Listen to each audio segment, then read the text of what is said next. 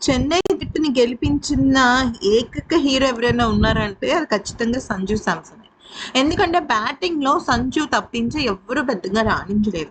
అందరూ ఓ మోస్తరుగా పర్వాలేదనిపించే పెర్ఫార్మన్స్ చేశారే కానీ, సంజు శాంసన్ లాగా సెంచరీతో దుమ్ము రేపలేదు. అది కూడా ముంబై జట్టు లాంటి జట్టు హోమ్ గ్రౌండ్‌లో సంజు శాంసన్ అదరగొట్టాడంటే అది మామూలు విషయం కాదు. అయితే దీనిపైన ఎంఎస్ ధోని చాలా అంటే చాలా వింతగా స్పందించాడు. అసలు మ్యాచ్‌కి ముందు ఏం జరిగింది? సంజు శాంసన్ ఏం చెప్పాడు అనే విషయం పైన ఒక్కసారి ఏం జరిగిందో తెలుసుకుందాం. దీనిపైన ఎంఎస్ ధోని స్పందిస్తూ ఏమన్నాడంటే, మ్యాచ్ ఇప్పుడు నిజంగా ఈ టోర్నమెంట్ మంచి ఆసక్తికరంగా మారింది. ఎప్పుడైనా సరే ఐపీఎల్‌లో గేమ్ అనేది ఇరు జట్లు పోటాపోటీగా నువ్వా నేనా అని పోరాడితే ఉంటుంది. కానీ నిన్నటి మ్యాచ్ మాత్రం ఊహించని మలుపు తీసుకుంది. సంజు శాంసన్ సెంచరీ చాలా special.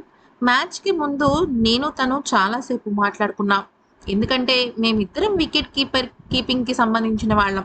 Girl talks, bye talks లాగా వికెట్ కీపర్ టాక్స్ అనుకోవచ్చు. ఆ సమయంలో నాతో తను ఎన్నో విషయాలను షేర్ చేసుకున్నాడు.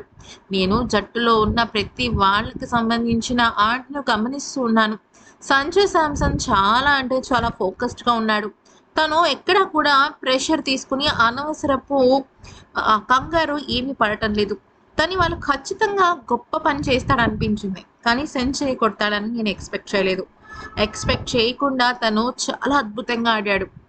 అయితే నాకు మ్యాచ్ బరిలోకి దిగే ముందు ప్రాక్టీస్ సెషన్స్‌లో ఒక మాట చెప్పాడు. ఖచ్చితంగా మన జట్టులో మ్యాచ్‌కి ఒక మ్యాచ్ విన్నర్ వస్తారు. ఇది నా హామీ అని తను చెప్పటం నాకు చాలా ఎక్సైటింగ్‌గా అనిపించింది. ఇంకా నేను మళ్ళీ మ్యాచ్ ఆడతానా లేదా అంటే ఖచ్చితంగా ఆడతాను.